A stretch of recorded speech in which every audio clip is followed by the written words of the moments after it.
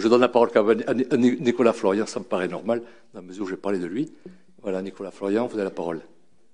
Bon, bonne année, hein. J'ai commencé par ça, ce conseil, oui, si vous voulez. J'ai commencé par ça. Bon, j'ai pas prévu de m'exprimer sur le dossier. M'en donner l'occasion. Bon. Alors, il peut y avoir effectivement un sentiment de déficit sur une présentation d'un document majeur en séance du conseil municipal, je vous le concède. Et, le dossier de la rue Bordelaise ou Saget, Apsis, on l'appelle comme on veut, n'a jamais fait l'objet d'une présentation formelle au conseil municipal et je vous donne acte de ça, c'est vrai. Par contre, dans cette enceinte ici, il y a eu plein de fois où il y a eu l'occasion de débattre.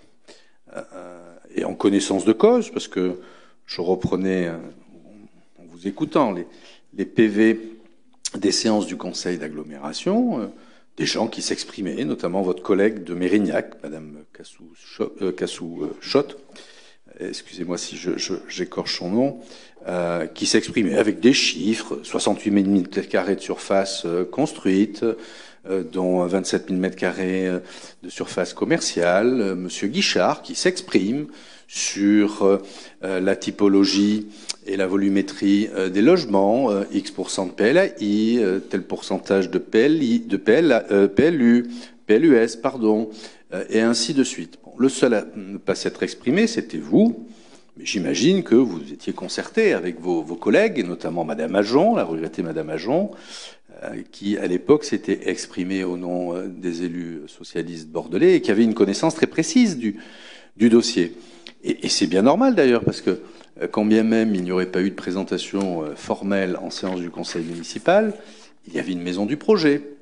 Je me souviens d'une première page du journal quotidien Sud-Ouest, je retrouverai la date, qui présentait le croquis urbain de cette percée urbaine entre le Perville-la-Gare et les quais, rappelant d'ailleurs le pré-projet de monsieur, je me souviens plus de son nom, qui avait fait le projet d'aménagement des quais. Bon, son nom me reviendra plus tard, pardon, qui est décédé. Courageux, qui est décédé il y a quelques années. Donc il y avait eu une connaissance publique, il y a eu des réunions publiques avec les riverains, je crois même que vous avez dû y participer à une ou deux. Donc sur la contenance du projet, il y avait une forme de transparence, même si, vous pouvez le regretter, il n'y a pas eu de présentation officielle en séance du conseil municipal. Mais dans ces mêmes lieux, c'était le cas, et notamment, comme je vous le dis, en janvier 2020. Sur les séances du conseil d'administration d'Euratlantique, c'était une de mes adjointes qui présidait Euratlantique. Donc vous pensez pas qu'on en parlait avant et où je découvrais après? Vous savez, moi j'ai pas l'habitude de caler les armoires avec les comptes rendus ou les ordres du jour. On les préparait avant avec le directeur, avec la présidente. Et je trouvais plutôt convenable de la part du maire qui laissait la présidence à une de ses adjointes d'un tel établissement de lui laisser la main, quand bien même on prépare les dossiers avant, les heures du jour et les décisions. Donc c'est vrai qu'en décembre 2019, il y avait eu cette décision. Je reviendrai sur la portée de la décision. Vous pouvez faire la je version rappelle... courte. Pardon ? Si vous pouvez faire une version courte, qu'on aborde enfin le revenu. Vous savez, j'indexe mon temps de parole sur le vôtre. Oui, oui.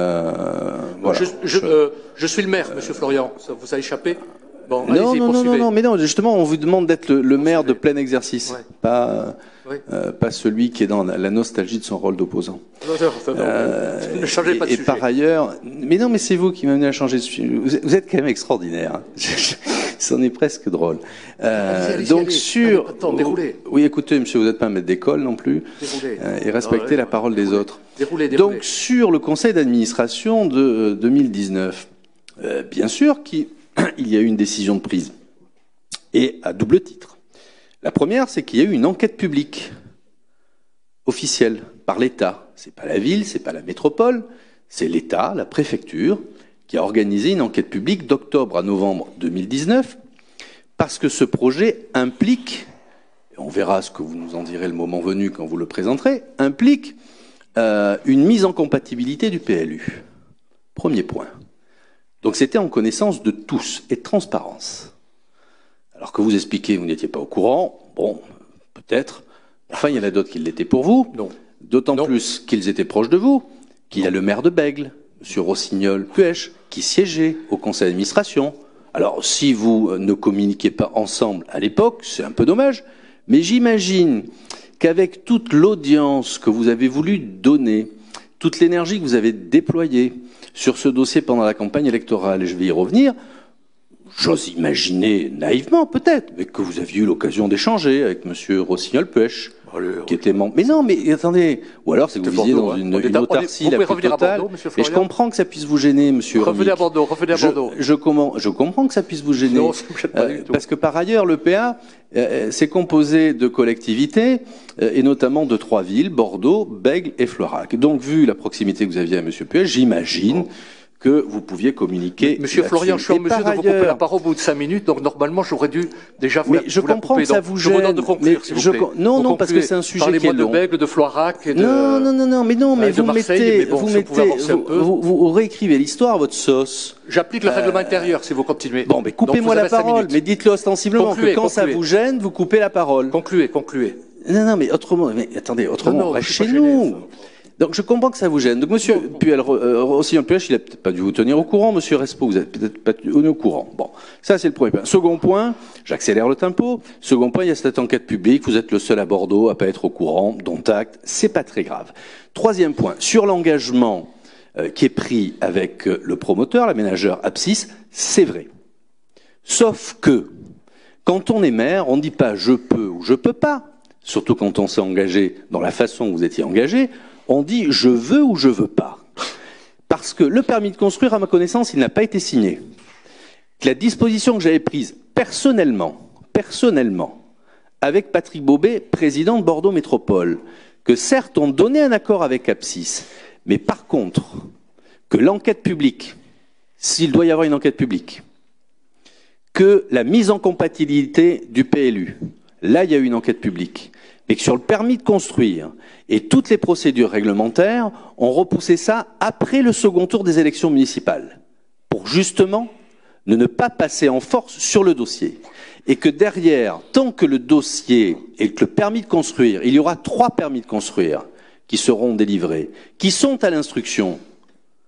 Depuis le mois de juillet, vous êtes en capacité, Monsieur le maire, de dire à vos services, de dire aux services de Bordeaux Métropole, stoppez l'instruction de ce permis de construire. Trouvez une faille dans le dispositif, tel que vous le dénonciez, afin de stopper l'instruction du permis de construire, afin que derrière, le représentant de l'État ne signe pas le permis de construire. Parce qu'en tout état de cause, et par délégation de l'État, c'est le représentant de l'État qui va signer le permis de construire, les 3 permis de construire. Et qu'à tout moment, le représentant de l'État, il va s'adresser et au président de Bordeaux Métropole, qui doit d'ailleurs, à un moment ou à un autre, ça n'a toujours pas été le fait, on verra quand ça sera fait, doit prendre une déclaration de projet, qui elle-même peut être soumise à enquête publique, sauf à dire qu'il y ait une nouvelle disposition réglementaire qui exonère cette enquête publique. C'est dans la loi sur la simplification administrative, je ne sais pas où ça en est, mais en tout état de cause, vous êtes celui qui, à tout moment, pouvait stopper le projet. Donc ne venez pas expliquer, et c'est en ce sens que je redis que vous nous avez raconté des balivernes, Monsieur Hurmec. Vous nous avez raconté des balivernes. Comme sur le stade, je vais vendre le stade. Allez, oui, 0. Stade, voilà, sur la rue Bordelaise, je vais tout arrêter. Bon, allez, 0. Voilà, non, mais je comprends que ça vous avez épuisé votre temps de parole, je vous remercie. Qui souhaite prendre la parole? Je crois Monsieur Poutou.